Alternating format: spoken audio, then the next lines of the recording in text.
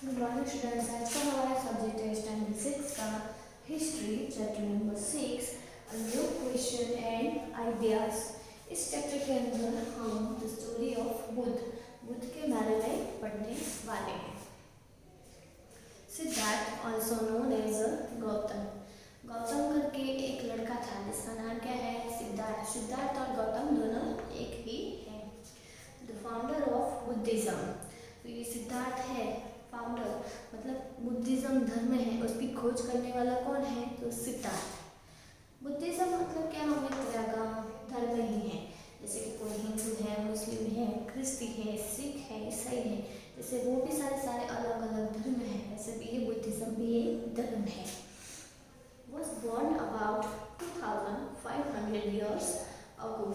2500 years ago मतलब आज से 2500 साल पहले किसका जन्म हुआ था? सिद्धार्थ का। There was a time of rapid change in the lives of people। लोगों की जिंदगी में बहुत सारे बदलाव हो रहे थे। As you saw in the chapter 5, some kings in the Mahajanapada were growing more powerful. Mahajanapada करके एक राज्य था, उसके राजा बहुत ही शक्तिशाली थे। New cities were developing and life was changing in the village as well as।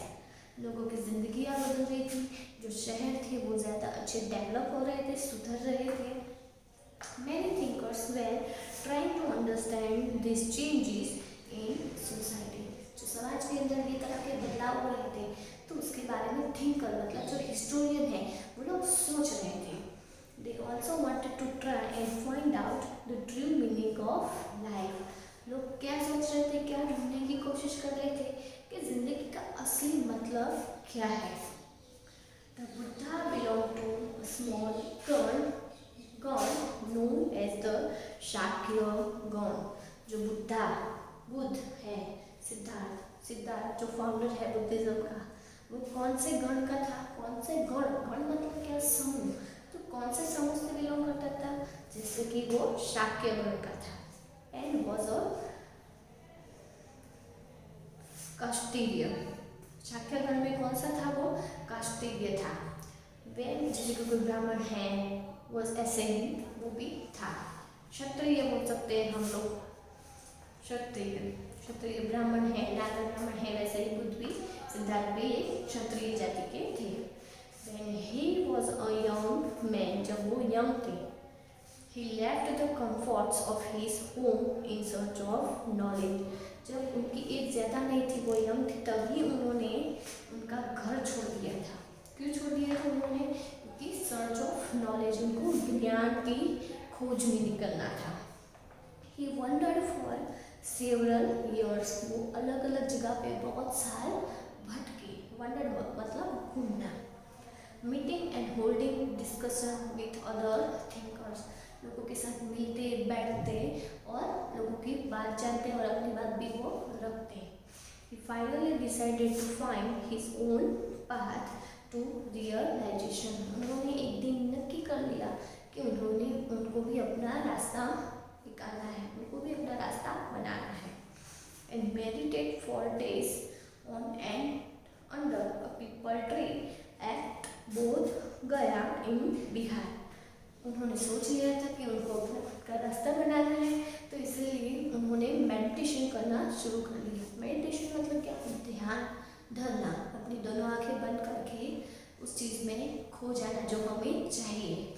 और वो मेडिटेशन करने के लिए कहाँ पे बैठे थे? तो पीपल ट्री के नीचे। और ये पीपल ट्री कहाँ पे था? तो बोध गया करके एक प्लेस है, वो बिहार में आया हुआ है। Where he attained the enlightenment। enlightenment मतलब क्या? ज्ञान की प्राप्ति होना। वो नॉलेज ढूंढने के लिए ही बाहर निकले थे, तो उनको enlightenment मतलब ज्ञान की प्राप्ति कहाँ से हुई थी? तो बोध गया बिहार से, जहाँ पे वो पीपल के पेड़ के नीचे बैठे थे। After that he was known as the Buddha or the wise one। उनको जब ज्ञान की प्राप्ति हो गई तो कौन से नाम से जाने लगे? तो बुद्ध या तो फिर बुद्धा और the vice one. Vice one का मतलब है होशियार, जब वो यंग थे, अपने घर में रह रहे थे, तब उनका नाम क्या था? सिद्धार्थ या तो फिर Gautam.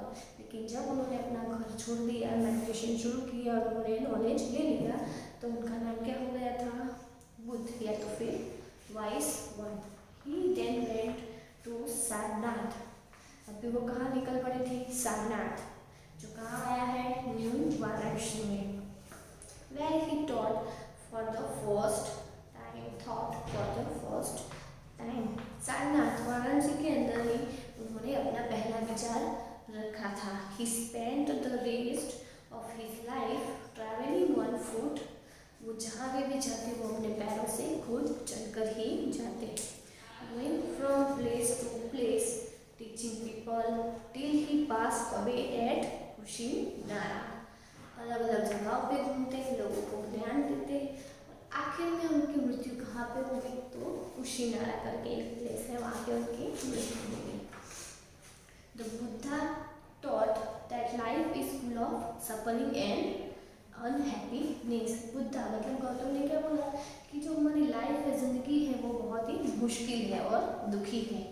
This is case because we have craving and desires. क्यों है हमारी ज़िंदगी ऐसी? क्योंकि हमें हमारी इच्छाएं काबू में रहती नहीं है।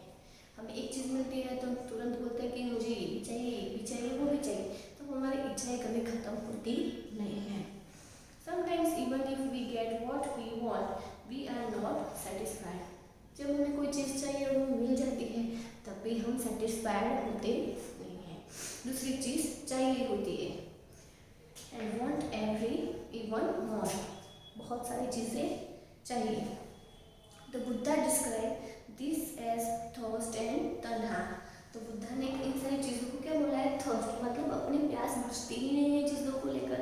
आज पापा ने वॉच दी है, कल पापा से हम लोग उनके पास क्या मांगेगी? साइकिल मांगेगी, उसके बाद कुछ और, उसके बाद कुछ और। तो हमारा जो थर्स्ट है, हमारी जो प्यास है, इच्छा है, वो हम कभी ख़त्म होने नहीं देते। He thought that this condensed carving could be removed by following moderation in everything. He also taught people to be kind and to respect the lives of others. उन्होंने दूसरा क्या संदेश दिया था? कि लोगों को काइंड मतलब दयालु रहना चाहिए, जो दूसरे लोग हैं उनको भी रिस्पेक्ट देनी चाहिए, इंक्लूडिंग एनिमल्स, जानवरों को भी रिस्पेक्ट करनी चाहिए, उनके सामने भी काइंड रहना चाहिए। He believed that the results of our actions called karma.